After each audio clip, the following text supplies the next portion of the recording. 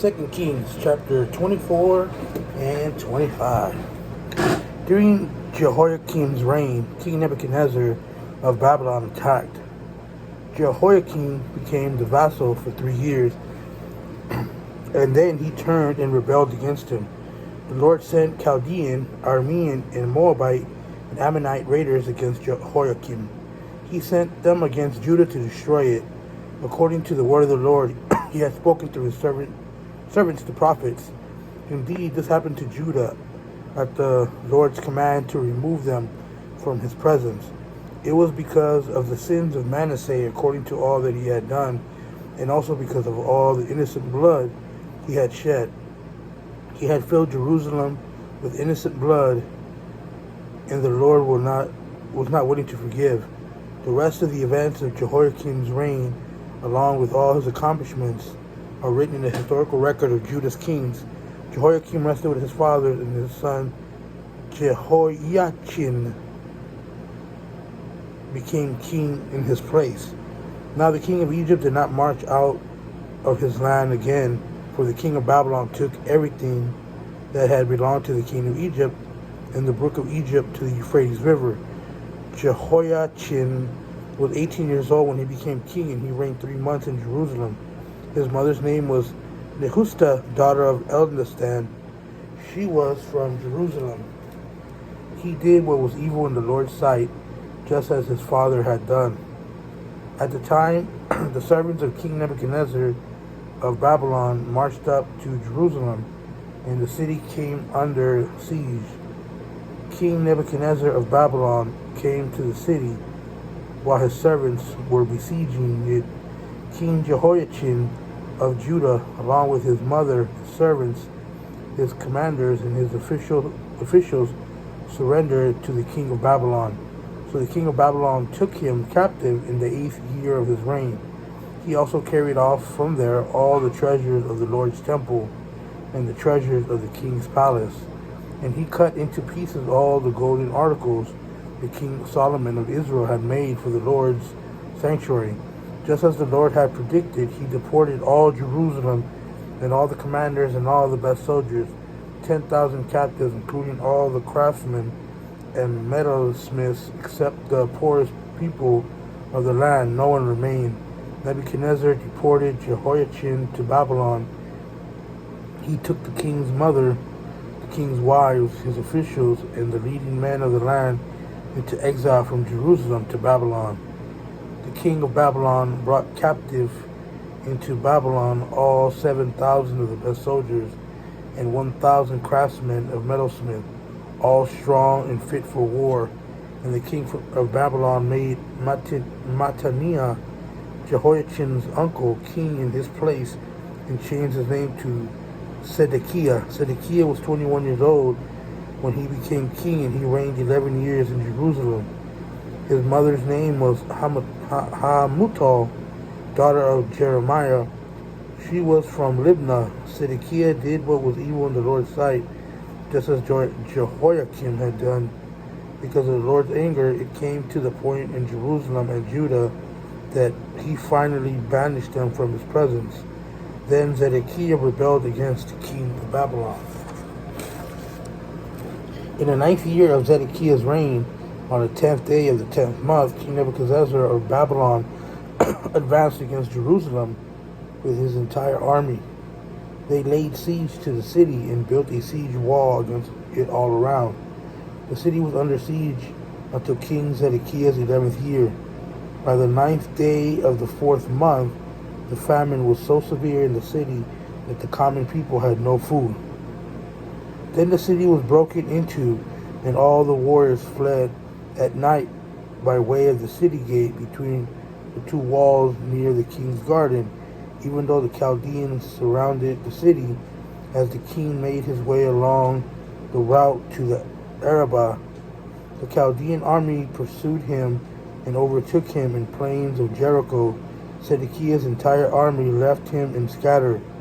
The Chaldeans seized the king and brought him up to the king of Babylon and Riblah, and they passed sentence on him. They slaughtered Zedekiah's son before his eyes, Finally, the king of Babylon blinded Zedekiah, bound him in bronze chains, and took him to Babylon. On the 7th day of the 5th month, which was the 19th year of King Nebuchadnezzar of Babylon, Nebuzaradan, the captain of the guards, a servant of the king, entered Jerusalem. He burned the Lord's temple, the king's palace, and all the house of Jerusalem. He burned down all the great houses. The whole Chaldean army, with the captain of the guards, tore down the walls surrounding Jerusalem. Nebuzaradan, the captain of the guards, deported the rest of the people who remained in the city, the deserters who had defected to the king of Babylon, and the rest of the population. But the captain of the guards left some of the poorest of the land to be vine dressers and farmers. The Chaldeans broke into pieces the bronze pillars of the Lord's temple, the water carts, and the bronze basin, which were in the Lord's temple, and carried the bronze to Babylon. They also took the pots, shovels, wick trimmers, dishes, and all the bronze articles used in the priest's service. The captain of the guards took away the fire pans and sprinkling basins, whatever was gold or silver. As for the two pillars, the one basin, and the water carts that Solomon had made for the Lord's temple, the weight of the bronze of all these articles was beyond measure. One pillar was 27 feet tall and had a bronze capital on top of it. The capital, encircled by a grantine and pomegranate of bronze, stood 5 feet high. The second pillar was the same, with its own grantine. The captain of the guard also took away Seraiah, the chief priest, Saphaniah, the priest of the second rank, and the 3 doorkeepers.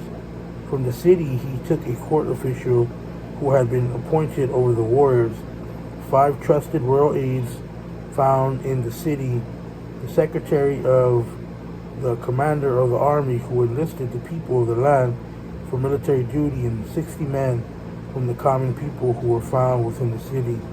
Nebuzaradan, the captain of the guard, took them and brought them to the king of Babylon at Riblah. The king of Babylon put them to death at Riblah in the land of Hamath. So Judah went into exile from its land. King Nebuchadnezzar of Babylon appointed Gedaliah, son of Ahikam, son of Shaphan, over the rest of the people he left in the land of Judah. When all the commanders of the armies, they and their men, heard that the king of Babylon had appointed Gedaliah, they came to Gedaliah at Mizpah. The commanders, including Ishmael, son of Nethaniah, Johanan, son of Kareah, Seraiah, son of Tanhumeth, the Netophathite, and the Jazaniah, son of Maacatite. They and their men, Gedaliah, swore an oath to them and their men, assuring them that don't be afraid of the servants of Chaldeans. Live in the land and serve the king of Babylon, and it will go well for you. In the 7th month, however, Ishmael, son of Nethaniah, son of Elishama of the royal family, came with 10 men and struck down Gedaliah, and he died. Also they killed the Judeans and the Chaldeans who were with them at Mizpah. Then all the people, from the youngest to the oldest, and the commanders of the army left and went to Egypt, and they were afraid of the Chaldeans. On the 27th day of the 12th month of the 37th year of the exile of Judah's king Jehoiachin, in the year evil Merodach became king of Babylon, he pardoned King Jehoiachin of Judah and released him from prison. He spoke kindly to him and set his throne over the thrones of the kings who were with him in Babylon. So Jehoiachin changed his prison clothes, and he dined regularly in the presence of King Babylon for the rest of his life. As for his allowance, a regular allowance was given to him, by the king a portion for each day for the rest of his life.